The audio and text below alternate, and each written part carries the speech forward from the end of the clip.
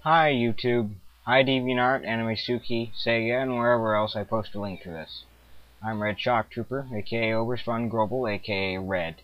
In this Tubecast, as I'll call it, I'll be covering gaming tidbits I found out more or less recently, from oldest to newest.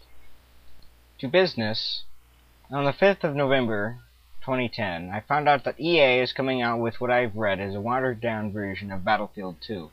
Since I've never played Battlefield 2, this sounds pretty good to me, seeing as how it's going to be free. Following in the footsteps of Battlefield Heroes. Creatively named Battlefield Play for Free, the game may also include maps from Battlefield Bad Company. Also from EA is an untitled Command & Conquer project.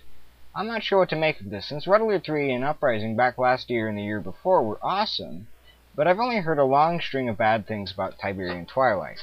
I'm thinking this will either be Red Alert 4 or Generals 2, but EA does tend to surprise us.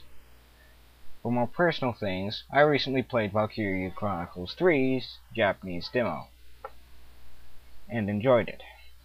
The new secondary ability system is familiar to me, having played Red Alert 3, having units that do things that are only tangentially related to what they normally do isn't alien to me, but there are people who are more accustomed to Valkyria 1 and 2, who have no clue what a secondary ability is, but they'll find out soon enough.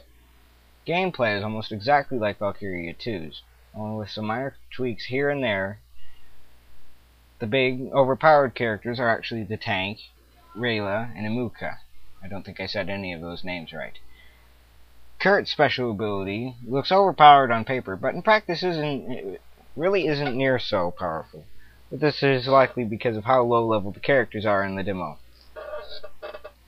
The demo itself actually has two stories, and I honestly wish I'd taken Japanese instead of German so I could actually try to figure out what the hell everyone is saying.